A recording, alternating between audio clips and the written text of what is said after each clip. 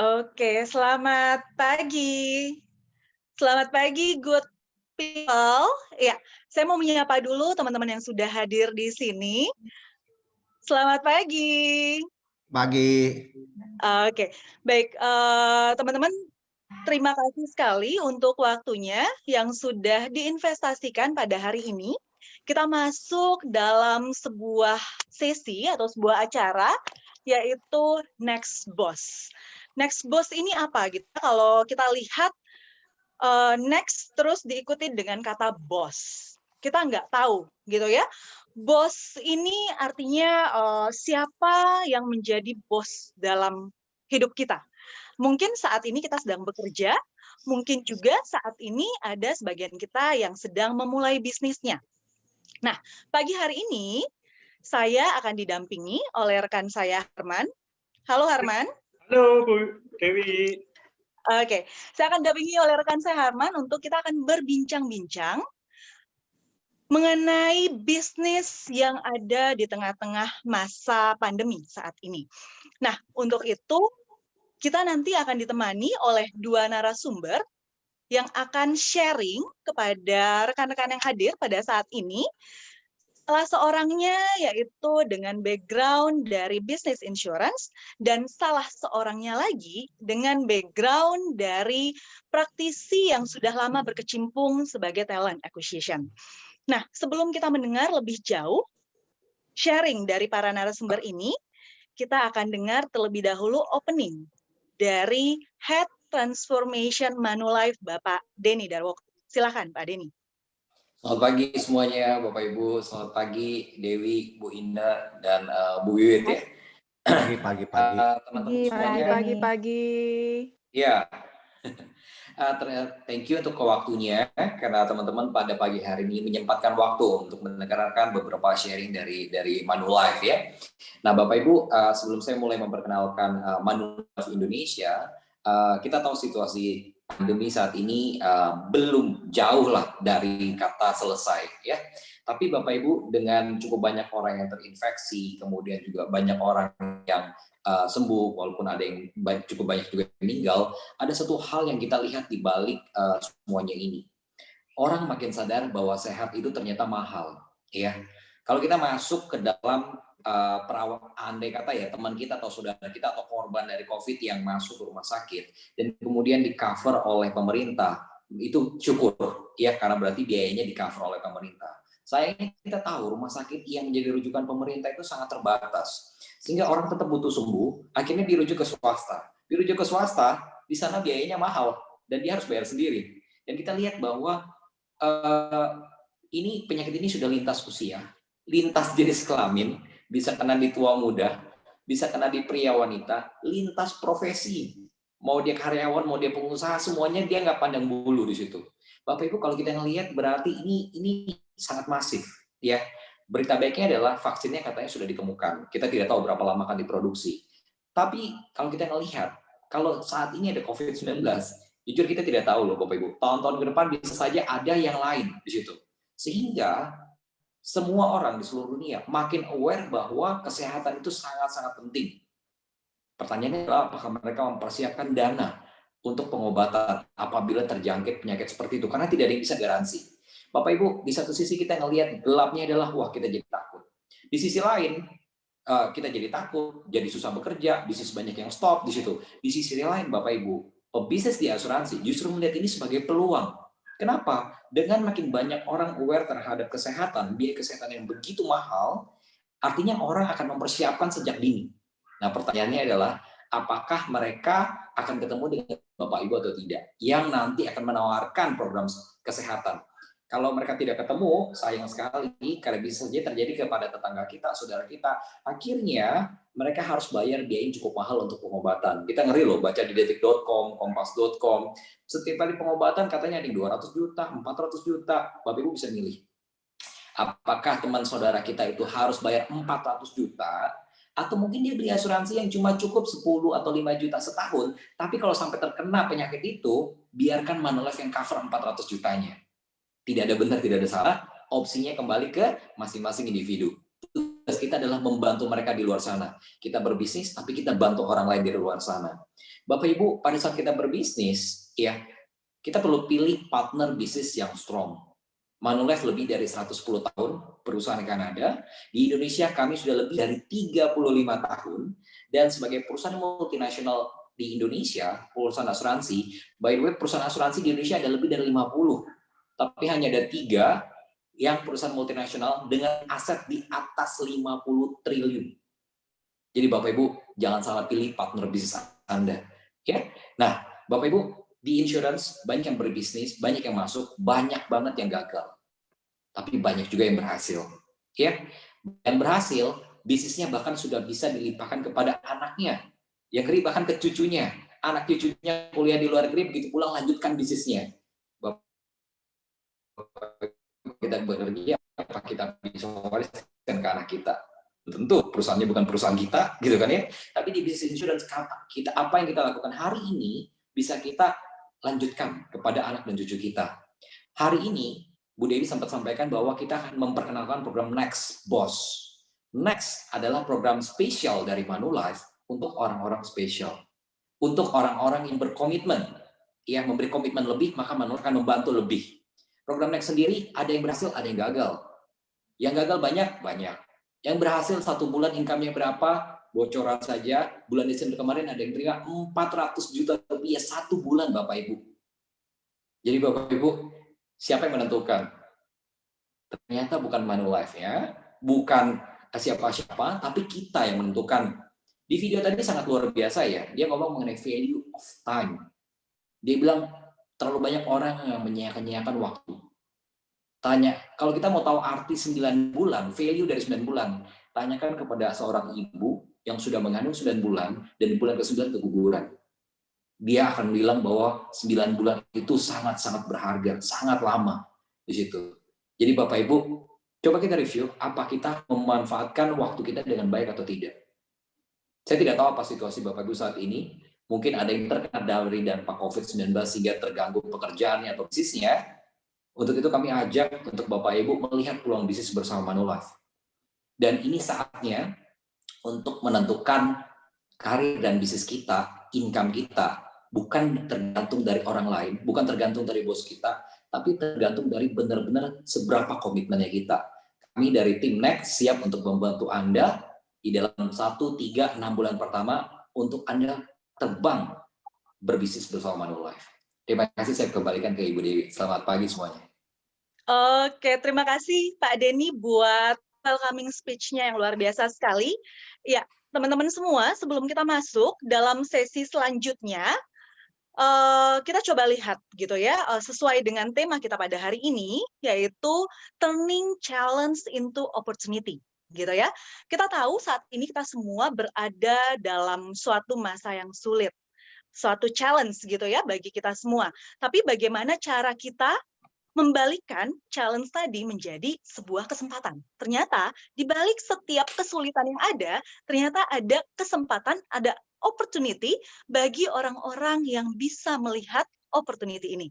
Nah, untuk itu saya akan ajak kita sama-sama melihat opportunity apa yang akan dibagikan pada hari ini.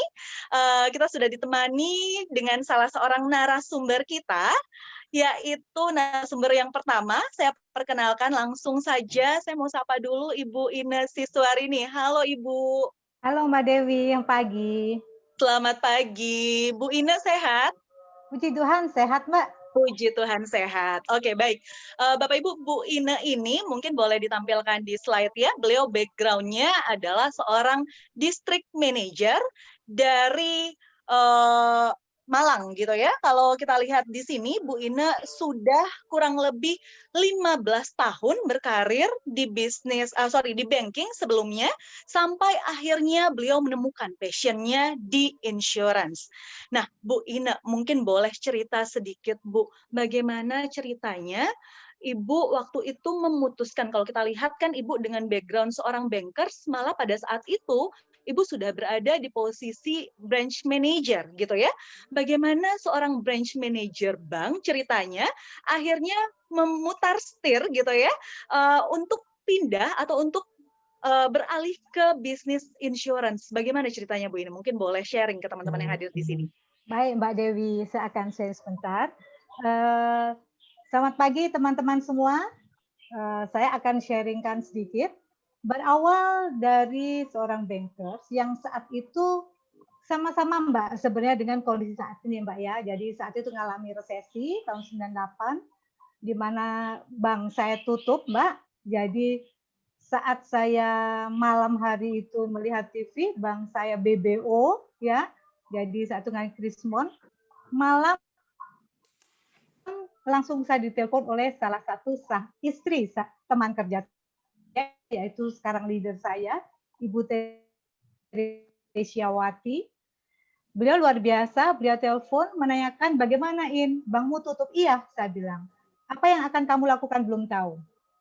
Beliau sampaikan, apa tidak mencoba di dunia asuransi? Oke, boleh. Padahal saya tidak tahu dunia asuransi kayak apa. Karena saya pikir asuransi itu apa ya, bisnis yang nggak oke gitu loh Mbak, menurut saya zaman dulu ya Mbak ya. Tetapi karena saat itu terjadi situasi di mana kantor saya harus tutup, dan saya harus cepat dong ngambil sikap, nggak bisa saya berlama-lama. Jadi saya ambil keputusan, saya bilang oke.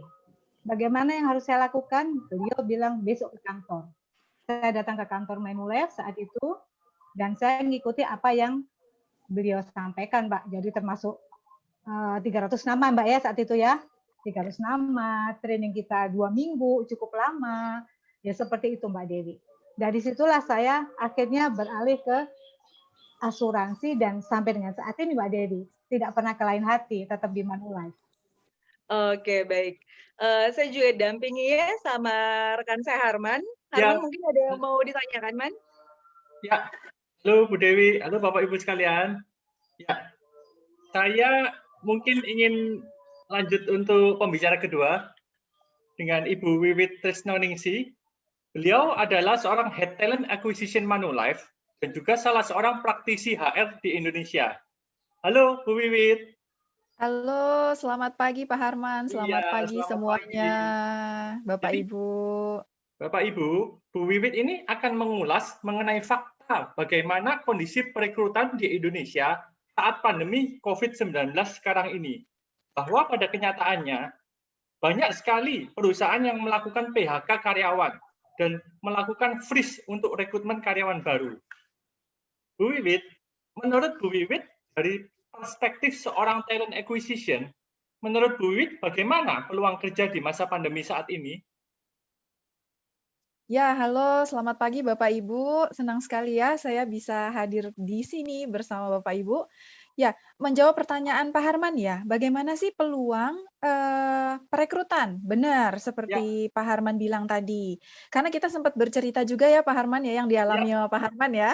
Betul. Memang di antara beberapa perusahaan, tidak hanya industri tertentu ya, banyak sekali melakukan penghentian rekrutmen. Jadi tidak lagi merekrut karyawan. Dan yang mungkin sedikit lebih parahnya gitu ya, melakukan terminasi. Nah, jadi kalau kita lihat data itu, kalau saya pernah baca internet ya, sekitar udah 1.500.000 nih bangsa kita yang di PHK. Itu kan kondisi yang sangat menyedihkan. Nah, dari sudut pandang talent acquisition, teman-teman saya di industri headhunter pun saat ini merekrut hanya sekitar 20% saja dari kapasitas yang kalau kita bandingkan di tahun 2019 gitu ya. Jadi apakah COVID ini berdampak pada kegiatan rekrutmen? Iya. Tapi pertanyaannya, apakah tertutup peluang untuk kita? Saya sangat percaya itu tidak. Karena dari 20% itu yang masih ada saat ini, itulah peluang kita.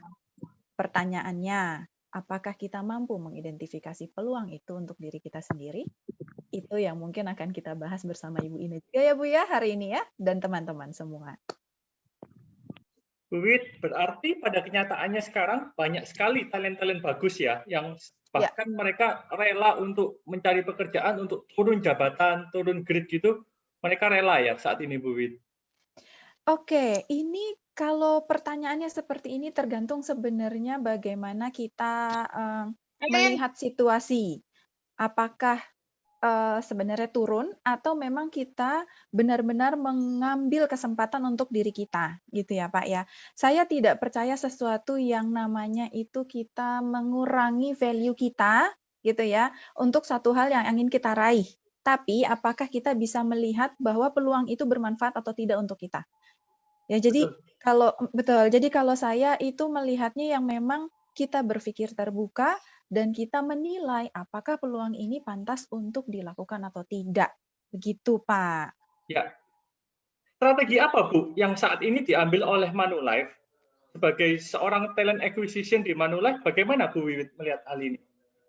Oke, ini sangat menarik dan ini juga yang menjadi sebab kenapa saya jatuh cinta betul dengan industri asuransi dan terutamanya Manulife ya sebagai informasi latar belakang.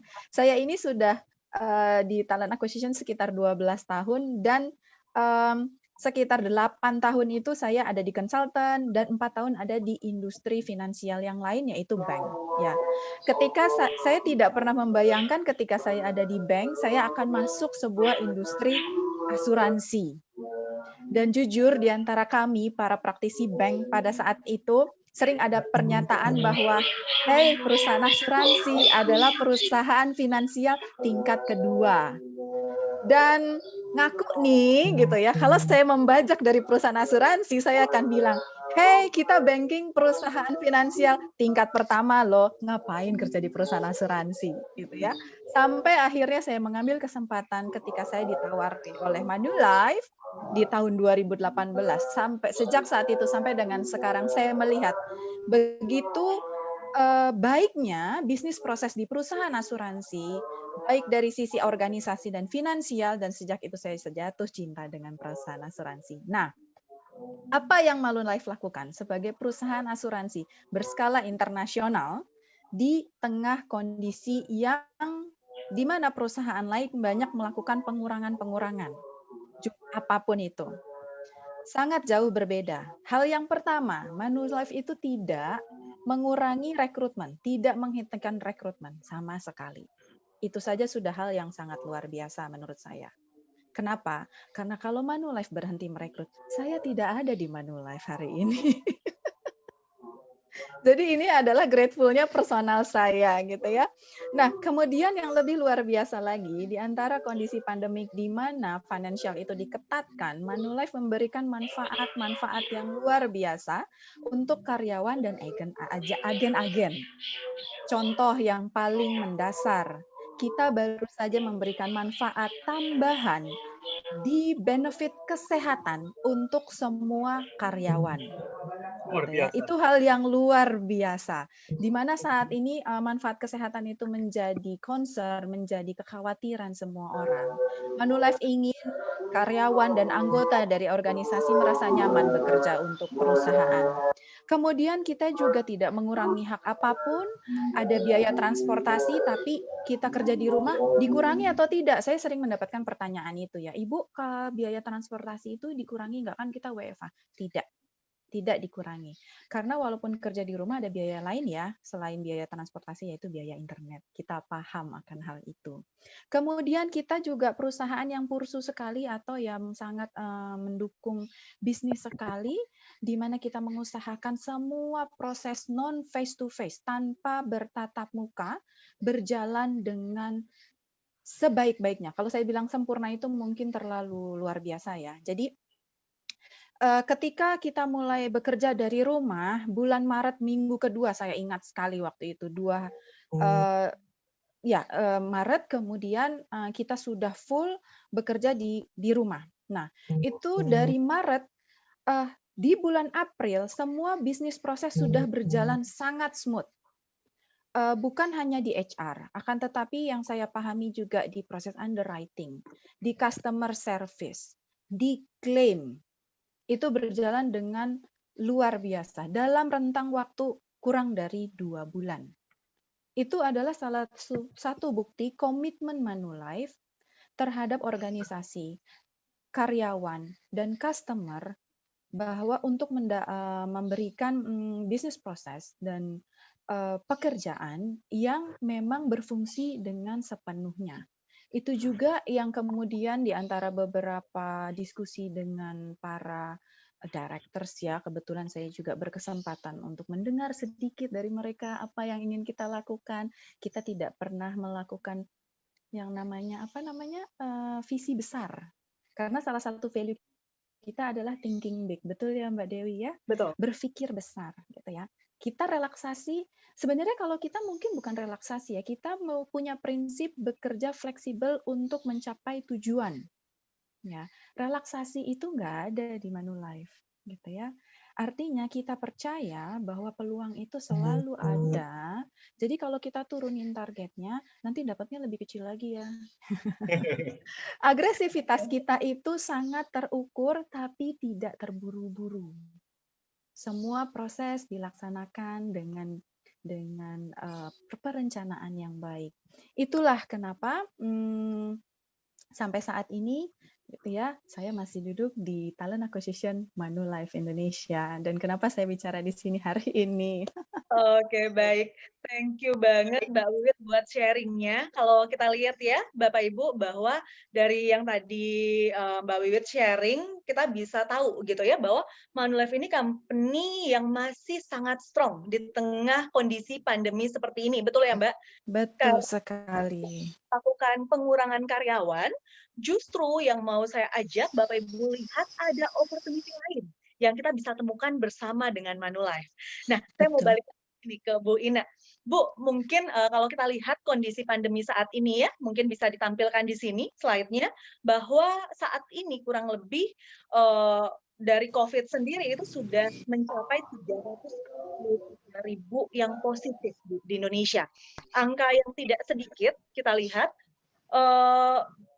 sebenarnya dari semua yang positif, dari setiap yang terjadi ini, Bu, ada nggak sih, Bu, dampaknya terhadap bisnis insurance sendiri dari yang Bu Ina rasakan sendiri, Bu? Oke, Mbak Dewi. Dari situasi saat ini, Mbak, di mana banyak terinfeksi dan semua orang bilang bisnis itu mulai keganggu, ya Mbak Dewi ya. Kami sendiri, khususnya saya, yang menjalani di bisnis asuransi ini sangat tidak terdampak, Mbak Dewi. Ya, jadi peluang kita banyak, peluang kita masih terbuka luas. Karena kenapa? Apalagi di saat ini, di masa pandemi COVID, kita lebih banyak bisa membantu orang, dan banyak orang sekarang yang mulai care terhadap kesehatan, Mbak Dewi. Jadi satu, mereka takut loh dengan biaya yang begitu besar, Mbak Dewi ya. Kita tahu saja kalau kita searching di Google itu ada yang hampir 200 juta, 500 juta, 300 juta. Nah itu mereka takut juga.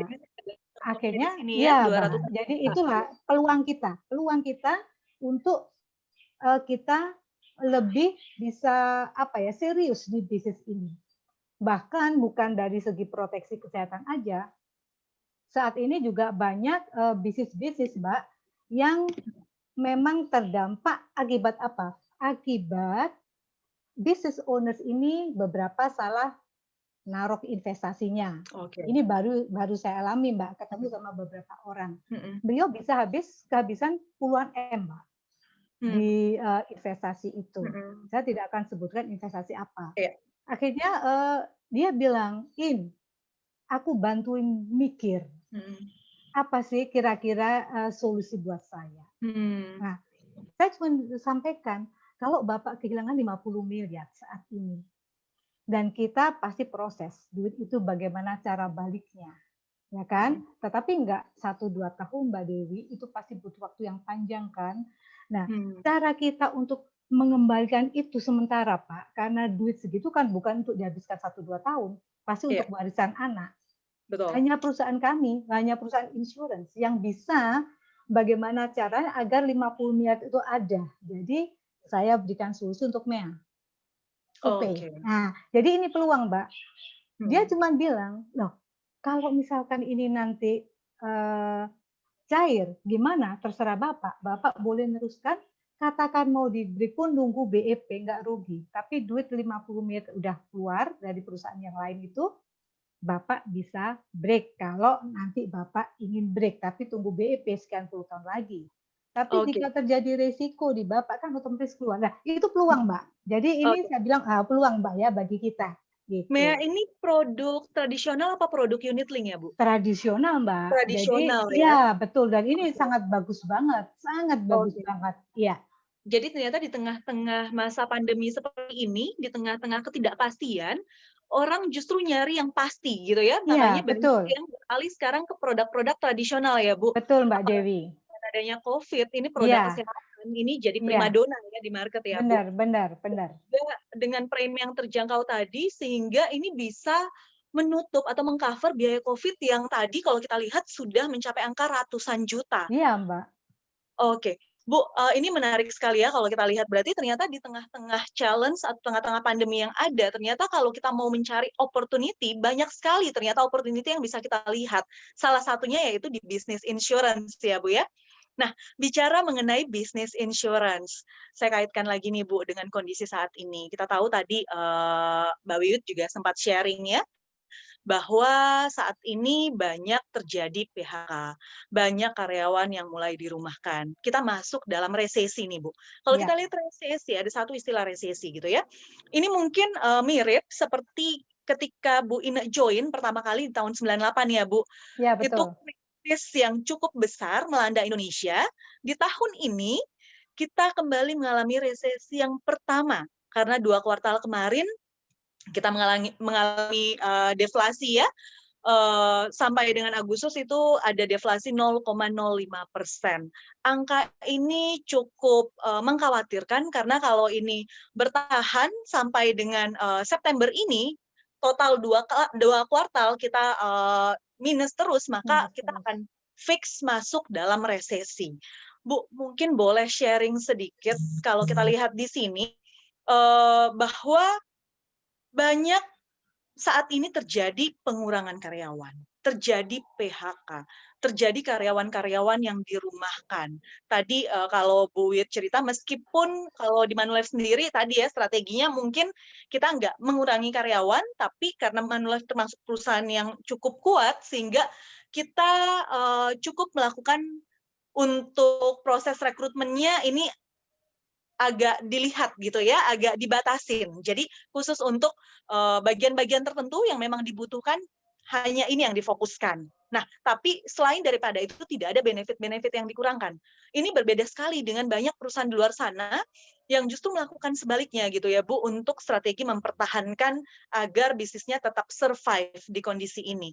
Nah, kalau Bu Ine sendiri, Bu Ine ini kan sudah sebagai pemilik bisnis kalau kita katakan ya, karena sudah di Ya. level district manager.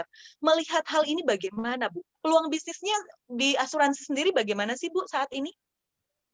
Kalau saya lihat peluang bisnis saat ini, Mbak, itu sangat-sangat berpeluang kok saya bilang ya.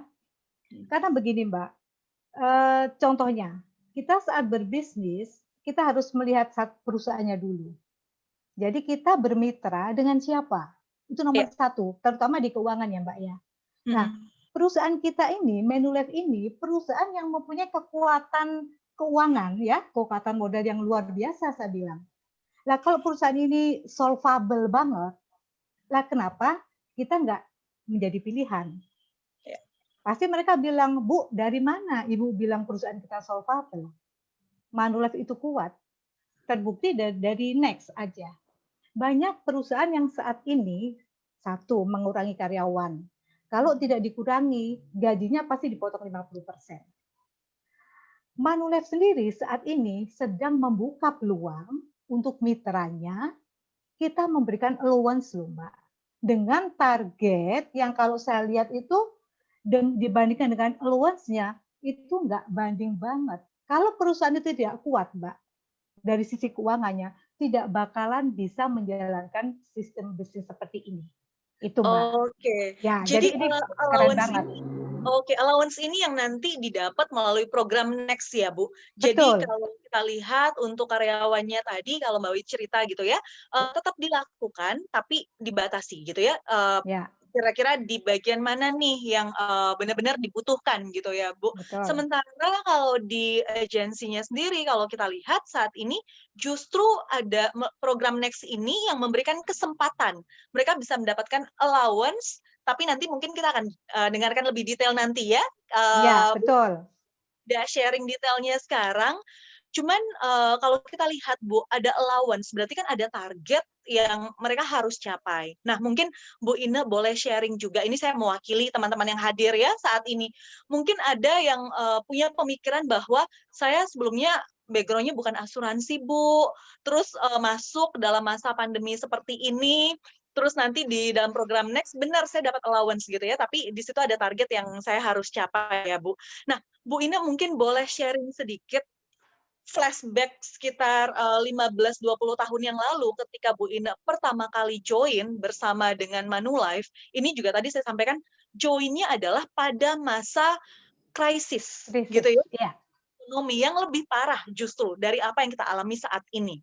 Nah, ketika join gitu ya, di awal Ibu membangun bisnis Bu Ine, mungkin Ibu boleh sharing, Bu, apa sih yang Bu Ine, tips-tips atau kiat-kiat apa sih yang Bu Ine lakukan, Bu, pada saat itu gitu ya, sehingga Bu Ine kalau kita lihat tiap tahun ini meraih prestasi terus gitu ya, dan Bu Ine sampai sekarang sudah di level district manager. Ini level salah satu level tertinggi di agensi gitu, Bu. Mungkin boleh sharing, Bu, ke teman-teman yang ada di sini biar ketakutan-ketakutan sama ya seperti saya mungkin mikirnya juga seperti itu ya, Ya, Bu.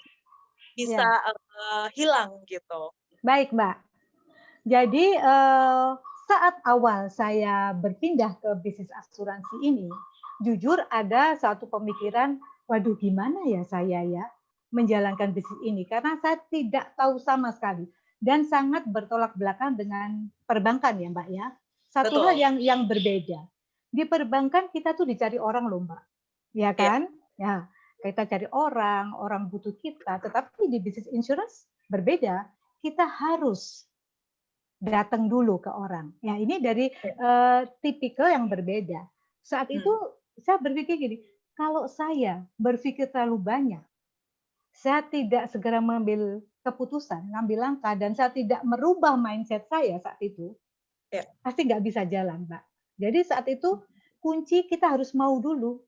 Coba waktu Bu Tere, leader saya sekarang tuh menelpon, saya tidak mau dan saya tidak ngambil peluang, saya tidak akan ada sampai dengan saat ini. Jadi saat itu saya mau dulu, Mbak. Betul. Mau. Tidak ada Bu Ine district manager Manulife ya, Bu. Iya, karena saya harus mau berubah. Yang dulu saya didatengin orang, saya harus berusaha mendatangi orang. Saya harus mau belajar. Dan yang pasti wajib harus mau mengikuti rule-nya company, Mbak.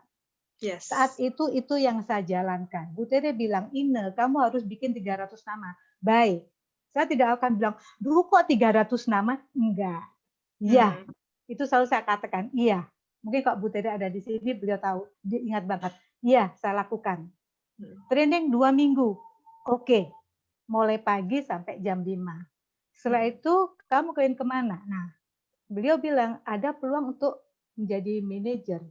Langkahnya ini. Saya ikuti, Mbak. Jadi, mau nggak mau kita harus mau dan mau melakukan. Dan yang kedua, kita harus percaya, teman-teman. Kalau kita nggak percaya, nggak bisa. Seperti itu. Dan teman-teman nggak usah takut. Karena perusahaan kita ini, Manuf ini menyediakan bagaimana cara kita belajarnya. Itu diajari semua. Bagaimana produk itu diajari semua.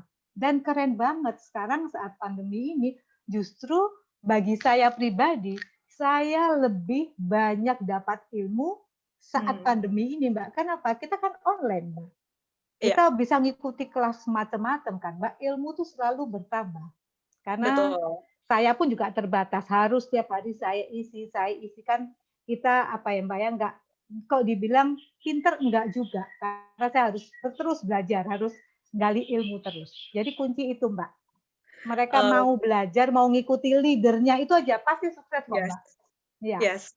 Oke, thank you banget Bu Ina. Tadi banyak hal ya yang Bu Ina sampaikan. Saya coba rangkum Bapak Ibu.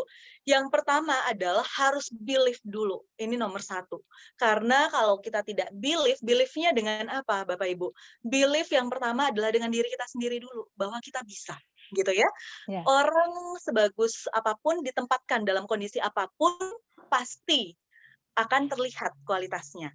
Yang kedua, believe bahwa yang namanya bisnis insurance, contohnya sekarang, tadi mungkin Bu Wiwit sempat sharing juga ya, dari sekian banyak bidang yang saat ini terdampak, insurance atau financial industry termasuk yang bisa survive, gitu ya.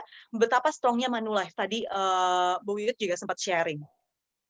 Terus yang ketiga, believe dengan company-nya. Kalau kita lihat brandnya, aku udah strong gitu ya, udah semua orang tahu gitu ya, siapa yang nggak tahu Manulife gitu Bu. Terus tadi Bu Ina bilang hal yang paling penting nomor 2, Bapak Ibu, follow the leader. Ikutin apa kata leader kamu, karena mereka yang duluan join ya Bu di bisnis ini ya. Ya, betul. Sukses. Artinya apa yang mereka lakukan ini dulu pernah mereka apa yang mereka sampaikan itu dulu pernah mereka lakukan sehingga Iya. mereka baik sukses sampai saat ini. Oke, Ya. baik Bu Ina tadi sharing yang luar biasa sekali Bu. Kalau kita lihat saya jujur setelah dengar apa yang Bu Ina sampaikan gitu ya, saya agak pede gitu ya untuk menyampaikan ini ke rekan-rekan yang hadir saat ini karena saya tahu banget nih Bu, untuk acara kita pada hari ini, kita tidak batasi gitu ya. Ini kita open, tapi nanti untuk masuk dalam program next-nya memang akan ada seleksi. Ya. Sama seperti kita masuk dalam sebuah company gitu ya, akan ada seleksi yang akan dilihat, akan ada interview untuk melihat kira-kira apakah kita orang yang tepat untuk yang dicari oleh program next ini gitu. Ya. Bu, saya kembali kepada Mbak Wiwit ya. Halo Mbak Wiwit. Halo, Ini halo. kali tadi kita dengar perspektif dari Bu Ina sebagai pemilik bisnis di bisnis asuransi bersama dengan Manulife, dan juga tadi Mbak Wit juga banyak cerita ya bahwa untuk strategi-strategi yang diambil oleh Manulife saat ini strategi terbaik gitu ya Mbak ya yang bisa Betul dilakukan. sekali, betul sekali. Nah mungkin Mbak Wit boleh menyampaikan ada pesan-pesan mungkin Mbak untuk teman-teman yang sudah hadir di sini pada siang hari ini dengan kondisi yang ada saat ini Mbak. Kira-kira apa sih yang harus dilakukan gitu ya? Kalau saya let's say mau cari peluang bisnis atau peluang karir yang ada saat ini. Kira-kira apa sih yang harus saya lakukan Mbak? Karena jujur dalam kondisi krisis, dalam kondisi pandemi, kadang kita stuck gitu ya. Kita nggak tahu harus Betul. ngapain lagi nih. Apa yang harus saya lakukan gitu ya. Nah, mungkin siang hari ini kita Bu Isa dapat pencerahan baik dari Mbak Wit maupun dari Bu Ina. Mungkin boleh sharing Mbak, ada pesan-pesan yang mau disampaikan mungkin buat teman-teman yang sudah hadir di sini. Oke, iya. Saya itu sangat setuju dengan apa yang Mbak Dewi baru saja sampaikan. Pertama, kita harus percaya dulu. Dan buat saya itu salah satunya juga berpikir besar dan berpikir luas. Seperti yang tadi sudah kita bicarakan, kita harus bisa, ya kata-kata harus mungkin sebaiknya kita bisa mengidentifikasi peluang-peluang apa yang tersedia di depan mata kita, gitu ya. Dan itu tidak akan bisa kita lakukan kalau kita membatasi pola pikir kita, gitu ya. Yes. Peluangnya itu apa aja? Oh, banyak sekali. Bahkan di tengah resesi pun sudah banyak bukti, termasuk juga dengan ceritanya Bu Ina tadi yang luar biasa, bahwa justru di saat resesi lah, gitu ya, kita bisa meraih peluang yang besar sekali dan berbuah tidak dalam waktu yang terlalu lama, gitu ya. Nah, itu saya percaya sekali. Nah, dengan bisa mengidentifikasi, kita bisa memanfaatkan peluang, gitu ya. Dan itu adalah dua sisi yang saling berjalan beriringan. Seperti yang video tadi kita sudah saksikan di depan. Kita tahu value kita tahu bagaimana cara mengidentifikasi peluangnya, dan kita manfaatkan peluangnya. Kita tidak akan bisa memanfaatkan peluang kalau kita juga tidak mengerti apa aja yang ada di luar sana. Kemudian yang paling utama adalah kalau kita sudah tahu, kita gunakan momentumnya. Begitu kita tahu, itu adalah saat yang paling tepat untuk kita mulai mengambil peluangnya. Menurut saya begitu, dan itu pula yang sudah terjadi di beberapa kehidupan saya secara pribadi, dan saya yakin Pak Harman sangat setuju dengan apa Ya, yang saya sampaikan betul saat ini. sekali, Bu Betul Wiwit. ya Pak ya? Betul sekali. Ngomong Pak Harman ini juga orang yang sangat luar biasa cerita-ceritanya, dan saya itu termasuk yang terkesima ketika saya bertemu Pak Harman Thank you, pertama Bu Wiwit. kali. Jadi, Jadi memang tidak ada alasan untuk menunda itu sekarang. Ada juga kan pernyataan ya Bu Ina, correct me if I'm wrong, kalau sudah dengar apa manfaatnya, resiko apa yang memang bisa kita atasi dengan program-program, itu harus diambilnya sekarang karena udah tahu. Karena kalau besok lain lagi urusannya. Begitu. betul Bu Wiwit. Jadi pesan dari Bu Wiwit ini berani mencoba ya Bu, dan jangan menunda. Betul ya Bu? Betul, jangan Ya. menunda. Kita tidak pernah tahu kapan peluang itu menjadi momentum, menjadi penyungkil kita untuk di kemudian hari gitu. Jadi kalau coba itu yang penuh, kita tidak akan pernah tahu apakah itu berhasil atau tidak kalau Betul. kita tidak coba penuh.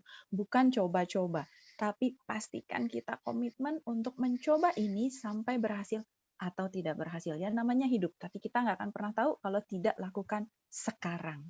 Betul, betul sekali. Kita gagal, kita coba lagi Bu Wiwit. Terus seperti itu Bu Wiwit. Betul Betul sekali. sekali.